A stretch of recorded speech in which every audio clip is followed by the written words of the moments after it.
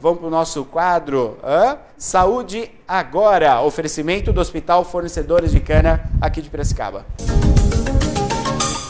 Doutora Camila Alves, cardiologista, prazer em recebê-la. Como está? Neto, tudo bem? Tudo bem? Tudo bom, graças a Deus. Boa noite, obrigada pela oportunidade. Obrigado pela sua presença aqui. Olha, você vai poder participar conosco, pode ligar. A especialidade da doutora, ela é cardiologista. Você pode tirar suas dúvidas participando conosco aqui ao vivo. Ela veio falar sobre o check-up, né?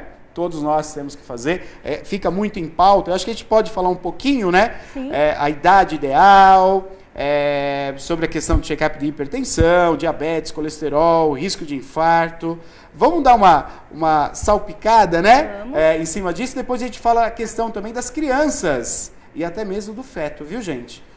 Algo que eu não sabia, a gente vai pontuar aqui no programa Piracicaba Agora. E você vai participando conosco através do WhatsApp e através do telefone. O grande mal hoje a hipertensão, de fato, doutora? Olha, hipertensão e diabetes e colesterol é o principal mal hoje da sociedade, tá certo? Junto com o sedentarismo, tá certo? Então, a principal causa de morte hoje é infarto ou AVC. Olha só, gente. Então, daí a importância de se fazer um check-up, de fazer a prevenção correta, tá certo? Desses fatores de risco para não deixar chegar um evento como um derrame ou um infarto ou uma insuficiência cardíaca, né? E junto com hipertensão, diabetes também leva a insuficiência renal crônica, necessidade de diálise. Então, são os males da idade, né? Da idade, e né? não só isso, a gente acha que é só infarto ou AVC, mas demência, aumenta o risco de demência, Olha né? só. Aumento do peso, aumenta o risco de osteoartrose, né? Porque sobrecarrega juntas, as pessoas não conseguem se locomover com facilidade, aumenta a obesidade.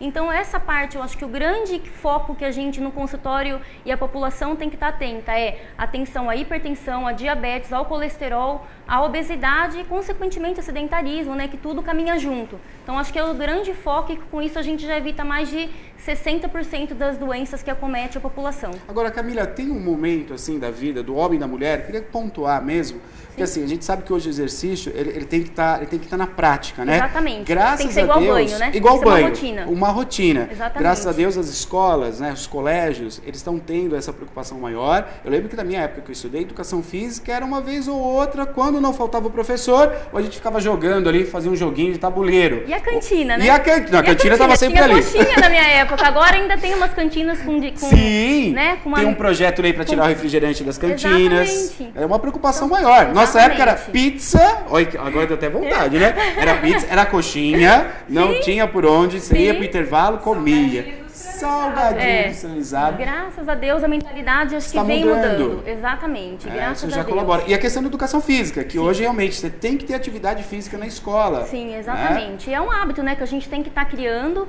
e tem que estar exercendo dia a dia, igual o banho. Né, eu vi uma frase, né, de uma coach aqui de Piracicaba, que ela fala assim, que maturidade é você não fazer o que você gosta, é fazer o que é preciso fazer. Nossa, que e a legal, gente, isso. exatamente, essa frase foi pra minha vida, da Renata Passos. E assim, foi pra minha vida. Então ela fala que ela era uma criança obesa, né? Ela expõe isso no próprio Facebook dela. E que ela, depois que ela começou a fazer dieta, começou a emagrecer, viu o quanto ela ganhou de qualidade de vida e ela viu que maturidade, na verdade, era não ouvir o coração. Não se deve ouvir o coração, né? Pra essa parte. Tem que fazer o que deve ser feito e não o que você gostaria. Ela fala ainda, se eu gostasse, eu estaria até hoje no sofá lendo meus livros e comendo. E não, tô aqui fazendo atividade física. Então, essa conscientização acho que é importante. Ó, estamos conversando aqui, Camila, cardiologista, tá bom? Se você tiver alguma pergunta, você pode ligar e participar conosco. Agora, Camila, como é que a gente percebe assim, essa mudança de hábito? Porque, assim, não é uma questão estética, né? Durante muito tempo, é uma questão estética, fazer o culto ao corpo, mas eu acho que é uma outra relação muito importante que todos os profissionais que aqui vêm participar do programa, eles falam isso. Sim. Sedentarismo é o grande mal, associado com uma má alimentação, é um risco total. Sim, agora, o que nos leva, queria até um conselho, Camila, você usou a frase, é muito boa, é ótima, mas um conselho mesmo para as pessoas que estão assistindo, principalmente o público da terceira idade, para não ter uma entrega, eu não vou fazer, eu não quero, eu não estou para isso. Sim. para ter essa motivação, Sim. Camila? Assim, na verdade, tem várias opções, né? Quando a gente fala em atividade física, não é fazer corrida de rua por uma idade mais avançada. Hidroginástica para terceira idade, gente, é ótimo, não sobrecarrega a articulação, a temperatura da água maior, né? Ela relaxa a musculatura, melhora a dor, né? Fortalece a musculatura, melhora a artrose. Então, quando a gente fala em não sedentarismo, não é vir atleta, né? Sim. Então, fazer uma caminhada, mas eu tenho dor na junta, eu não consigo fazer. Hidroginástica. Então, todo peso, né? Várias opções, entendeu? E assim, é fato, depois que você muda o estilo de vida, você se sente mais motivado a mudar a alimentação, você começa a ver resultado, e tudo é uma consequência de motivação. E você tem que buscar a motivação, né? Você esperar ela cair do céu, ela não vai cair, né? Maturidade, na verdade, é você fazer o que é necessário e não fazer o que o coração quer. Exatamente. O coração tem que ser ouvido, mas tem hora que ele engana a gente, que engana a gente, é verdade. Olha, pode participando conosco aqui, vai deixando sua pergunta. Vamos perguntar agora, entrar nesse tema também que é interessante, assim, qual que é o momento que eu devo fazer, né? Você chega aos 40 anos, algumas pessoas falam que a partir dos 40 a vida chega no ápice, né? Sim. Daí pra frente ela vai... Exatamente. E algumas coisas a gente percebe, né? Inevitável, né? É o braço que fica curto, é a memória que começa a falhar um pouquinho, né? Você vai subir com 3 lances com dor, que dói o joelho. E é realmente isso, a partir dos 40 que a gente começa a ter um cuidado mais especial. No geral, é após os 40 anos, geral, tá? Então, assim, a gente geralmente, o que é esse check-up, né? A gente sempre vê antecedente familiar. Então, seu pai infartou com que idade? Teve infarto na família, AVC, derrame. A gente pergunta, hipertenso, é diabético, tem colesterol alto, avalia peso, se tem sobrepeso, faz o exame físico, tá? O exame físico é uma coisa muito importante, tá? E diante das queixas do paciente, eu tenho dor no peito, eu tenho palpitação, ou eu tenho pico de pressão, a gente vai pedir nos exames específicos, que são vários. O ecocardiograma, tá? Que é o ultrassom do coração, tá? Que avalia o tamanho, mede direitinho as dimensões, tá? A esteira, que pra gente avaliar sinais de vento entupido, resposta hipertensiva ao esforço. Tem o mapeamento da pressão, que é um aparelho que eu gosto, um exame que eu gosto muito, sabe? Que é um aparelho que mede a pressão, põe no braço, infelizmente no SUS não tem. Que põe no braço e mede a pressão de 20 em 20 minutos por 24 horas. Olha só, o paciente vai pra casa e dorme. E qual que é o grande legal? Que muita da população mede durante o dia e fala, eu não sou hipertenso. Quando dorme com esse aparelho, eu vejo que tem hipertensão noturna. Nossa, e é tem silenciosa. Hipertensão noturna, e essa é a que é Camila. mais associada a derrame de manhã. Puxa, mas a pessoa tá ali... e aí o derrame... Acomete o derrame lá logo que Logo que acorda. Então, pico de hipertensão noturna, outra coisa. Quem tem pico de hipertensão noturna? Paciente que ronca. Paciente que tem ronco noturno, agora me preocupou. Tem pico de hipertensão à noite e sem o mapa eu não consigo fazer diagnóstico. Então, numa consulta, a gente tem que ver, primeiro, os antecedentes familiares, quais as queixas do paciente, tem que fazer essas perguntas. Você ronca à noite, gente, ronco, apneia do sono? A gente pode até vir aqui para um outro tema para falar sobre isso. Com neuro, a gente pode fazer alguma coisa interativa, porque ótimo. Está associado a arritmia, aumenta o risco de infarto. Então, a apneia do sono é risco cardiovascular, tão importante quanto a hipertensão, tão importante quanto o diabetes. Então, perguntar se o paciente ronca é importante. Gente, se o paciente fala, eu ronco, eu tenho pico de hipertensão, é obrigatório, eu peço no meu consultório um mapa para a gente ver, porque esse paciente tem hipertensão noturna e aí já tem que estar tratando.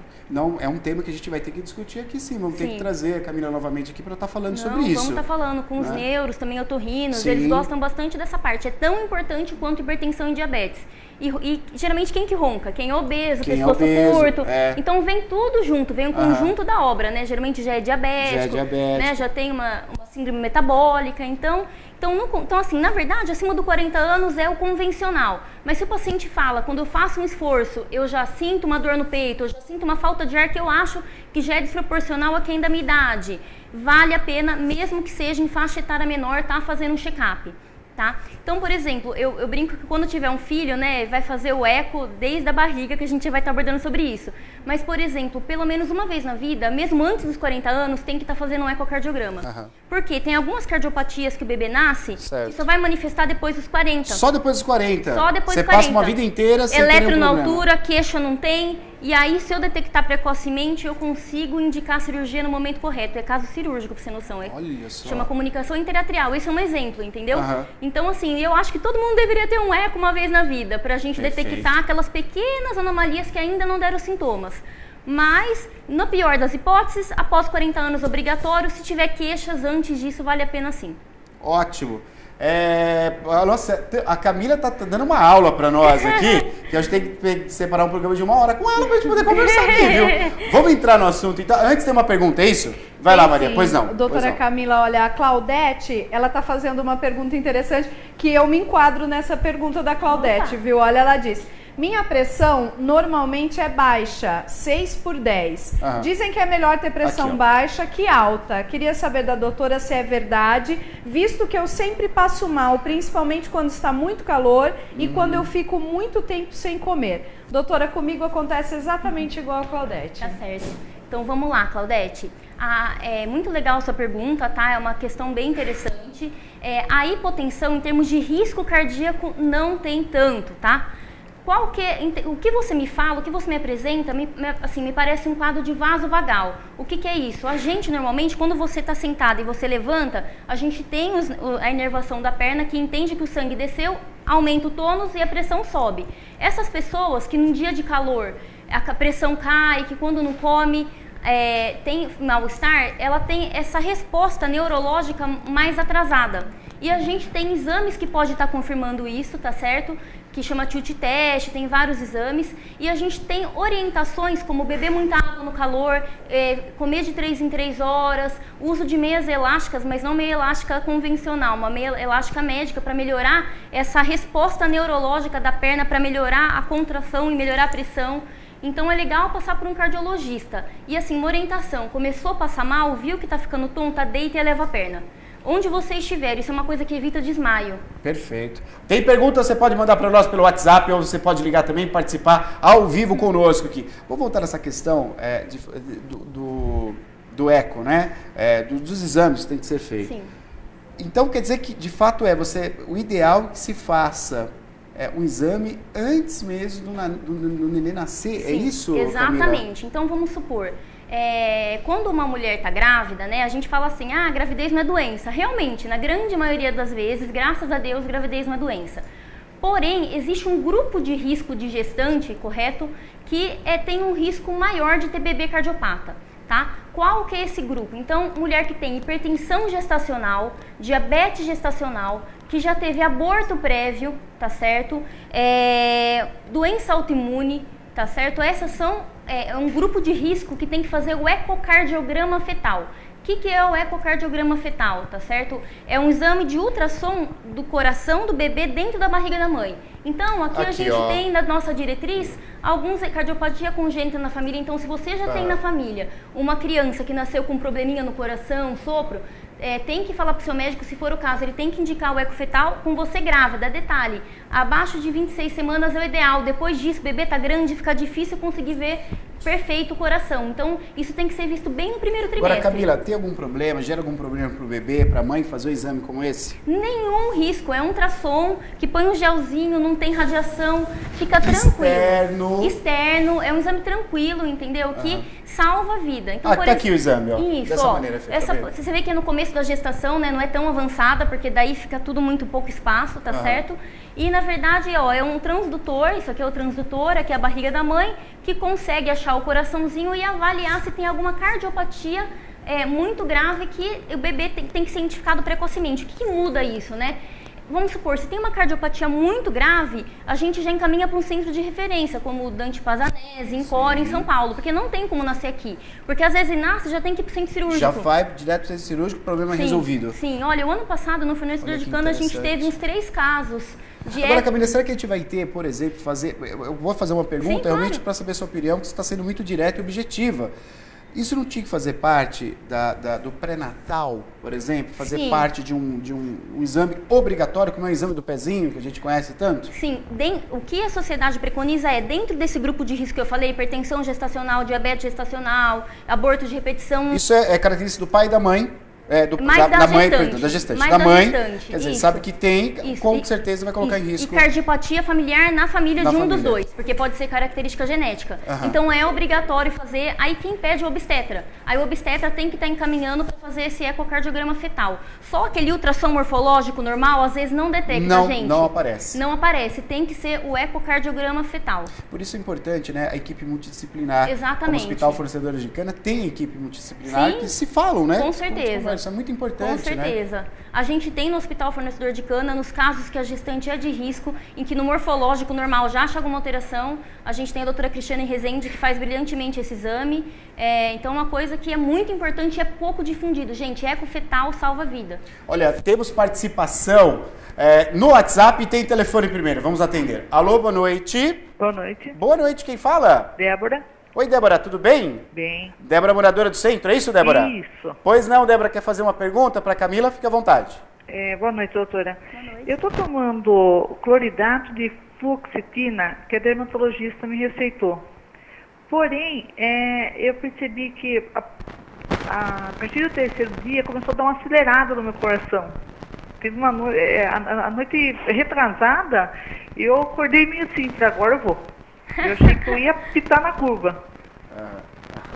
Eu tenho caso de cardíaco na família, né? Tenho mãe que já fez várias cirurgias do coração, cateterismo, valvuloplastia. Meu pai tem marca-passo. Eu, até hoje, não apresentei nenhum sintoma de problema cardíaco. Mas a partir do momento que eu comecei a tomar esse remédio, ele me ajudou de um lado, mas está prejudicando meu coração. Eu queria saber se dá para continuar ou não. Olha, aí o ideal é você Obrigado, Débora. o ideal, Débora, é você contactar seu médico, até porque, né, acompanhamento com ele, né? Mas essa medicação, isso é o efeito colateral mais comum dela, tá certo? E a gente tem outras opções de medicação, como o citalopram, que tem menos interação cardiológica. Então, os pacientes que não toleram a fluoxetina, a gente tem outros tipos de medicação que pode ser utilizado com o mesmo fim e que evita esse efeito colateral. Realmente, esse efeito colateral é da medicação, é clássico. Sugiro que você retorne com ela e avalie de trocar por um que dê menos esses efeitos. Perfeito. Temos uma participação agora pelo WhatsApp. Diga lá, tem, Maria. Sim, tem no WhatsApp, tem no ao vivo também, ao vivo? lá no Vamos Facebook, lá. doutora. Aqui. Tem um recadinho aqui da Graziele. Ela diz, doutora Camila, trabalhei com ela no HFC, excelente profissional. Legal. Tá dando um alô aqui pra Obrigada. você. E olha, o Paulo, ele diz o seguinte, minha esposa diz que eu ronco muito à noite. Olha lá. E minha pressão é baixa. O que eu devo fazer, doutora? Bom, vamos fazer um check-up. Ronca à noite, gente, tem que fazer além de avaliar um neuro ou um otorrino, a parte da apneia do sono, tá? Que é importante para não deixar chegar a ficar hipertenso. É importante fazer o mapeamento da pressão, que é esse exame.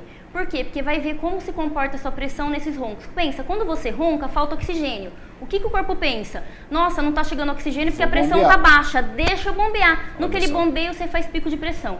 Então, é importante, eu sempre peço meus pacientes mapa, é importante para a gente estar pegando bem no começo. Você quer saber? De 30% a 40% da população acha que a pressão é normal. Eu vou fazer o eco, já vejo alteração de hipertensão, peço o mapa, converso se ronca, peço o mapa e tem pico de hipertensão noturna. Olha só, gente. 40%, é muita coisa. Então, Paulo, tem que procurar o doutor, faça um check-up, como a Camila está dizendo. É melhor que temos que fazer check-up, gente, né? É assim evitar, que... né? Tem que fazer para descobrir, para evitar. Olha, a participação da Camila tá intensa aqui, o pessoal tá participando mesmo. Tem mais participação agora pelo WhatsApp, diga, Maria. Tem sim, olha, é o Periquito que tá comentando pois aqui, não. doutor, ele diz o seguinte, ó. Boa noite, minha pressão chega a 18/12, faço uso de... Losartana e hidrocortiazida. Isso, pego no posto de saúde, dependendo do fornecedor, não faz muito efeito. Já o coração, fui submetido a cretinismo, é isso? Devido a fortes dores no peito, falta de ar. O coração estava perfeito e nada de gordura nas artérias. Procurei um gastro, receitou o Luftal e caminhada leve após o almoço. Sintomas desaparecer. Nem sempre é o coração. Ele disse que no caso dele eram gases, doutora. Exatamente. Isso é comum também? É muito comum. Então é muito comum, por exemplo, refluxo, né? Vamos falar de refluxo.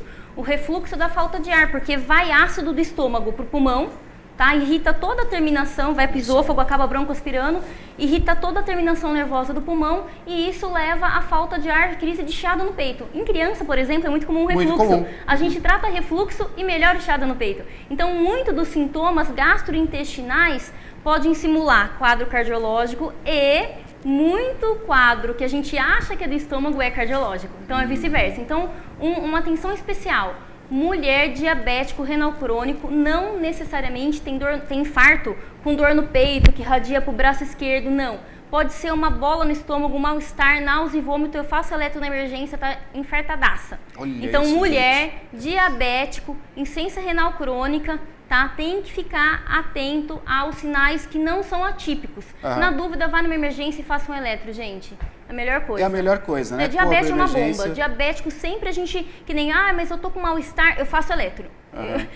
Mas eu tô com mal-estar, tô com... diabético, eletro, porque pode ser um sinal atípico. Então, tanto o quadro gástrico pode atrapalhar a gente no coração, como o coração está afetando e só que dá sintoma gástrico. Então, é importante a gente estar atento, principalmente nesse grupo de risco. Tem mais perguntas chegando para Camila. Diga lá, Maria. Tem, agora é o Fernando, ele é lá do bairro Santa Terezinha. Doutor, ele diz, olá, Neto, gostaria de saber, se fora medicação, o que pode ser feito para melhorar a pressão alta? Muito Tem bom. alguma dieta, alimentação que pode ajudar? Quem fez essa pergunta foi o Fernando, é isso? Fernando. Isso. Boa, Fernando. Você vai servir para mim também, viu? Diga, Camila, vai lá. Olha, tem sim, Fernando. Então, assim, a gente sabe que a cada 5 quilos de peso, 5 quilos de peso que a gente perde, tá?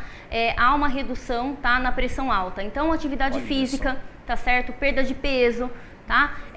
Diminuir o consumo de sal na dieta, tá? E uma dieta mais saudável. Hoje está mudando um pouco o nosso paradigma sobre a alimentação. Antes a gente falava que a gordura era o vilã e continua, tá? Não vamos, né? Mas a gente começou a ter melhores olhos para gordura boa. Então, gordura de abacate, gordura de nozes, tá certo?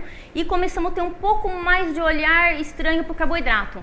Então, assim, essa parte da dieta, então tentar segurar carboidrato, preferir gorduras boas, não gorduras saturadas, tá certo?